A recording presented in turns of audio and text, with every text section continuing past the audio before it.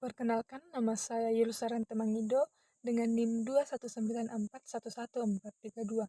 Saya akan mempresentasikan hasil proposal saya dengan judul Analisis Kinerja Keuangan Sebelum dan Sesudah Merger pada PT Bank Syariah Indonesia. Di era saat ini, banyak perusahaan yang berlomba-lomba untuk menjadi perusahaan yang lebih unggul dan mampu bersaing dengan perusahaan-perusahaan yang lainnya.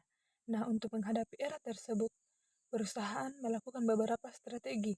Strategi yang dapat dilakukan yaitu strategi merger, seperti yang dilakukan BNI Syariah, BRI Syariah, dan Bank Mandiri Syariah. Ketiga bank milik BUMN ini bergabung atau merger membentuk lembaga keuangan yang baru, yaitu Bank Syariah Indonesia.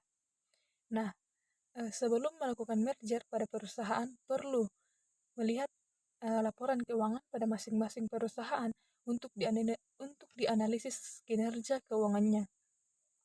Setelah dianalisis, dapat diketahui bahwa jika kinerja keuangan perusahaan membaik setelah dilakukannya merger, maka strategi tersebut tepat dilakukan pada perusahaan tersebut.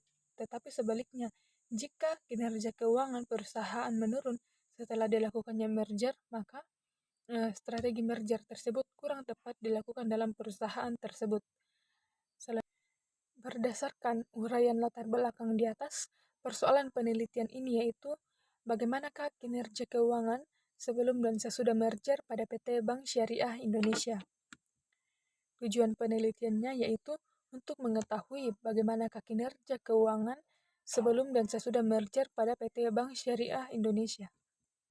Selanjutnya, kerangka berpikir. Di sini saya akan membandingkan kinerja keuangan BRI Syariah, BNI Syariah, dan Bank Mandiri Syariah sebelum merger pada tahun 2019 dan 2020 dengan kinerja keuangan Bank Syariah Indonesia sesudah merger pada tahun 2021.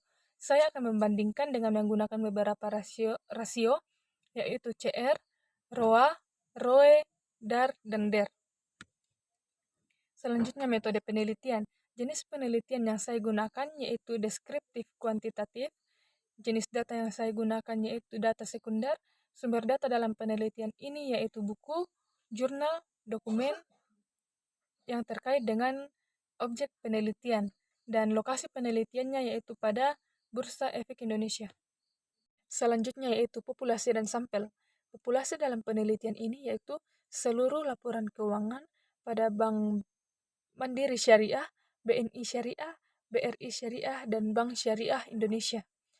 Sampel yang saya gunakan dalam penelitian ini yaitu laporan keuangan berupa neraca dan laporan laba rugi pada BNI Syariah, BRI Syariah, dan Bank Mandiri Syariah pada tahun 2019 dan Bank Syariah Indonesia pada tahun 2021. Adapun teknik analisis data dalam penelitian ini yang pertama yaitu current ratio atau rasio lancar. Rasio lancar ini digunakan untuk mengukur kemampuan perusahaan dalam memenuhi kewajiban lancarnya. Rumus dari CR yaitu aset lancar dibagi kewajiban lancar. Teknik analisis data yang kedua yaitu return on asset atau ROA.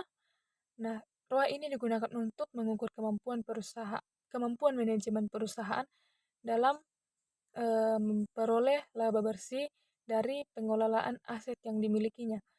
Rumus ROA yaitu laba setelah pajak dibagi total aset. Yang selanjutnya yaitu return on equity. ROE ini digunakan untuk mengukur kemampuan manajemen perusahaan dalam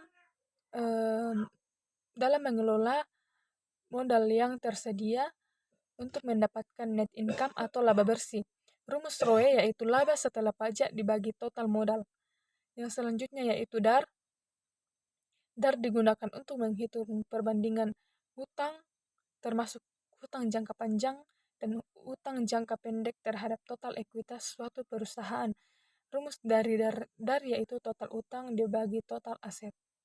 Yang terakhir yaitu DER. Rasio ini digunakan untuk mengukur seberapa besar aktiva perusahaan dibiayai oleh utang. Rumus dari DER yaitu total utang dibagi total modal. Sekian hasil presentasi dari proposal saya.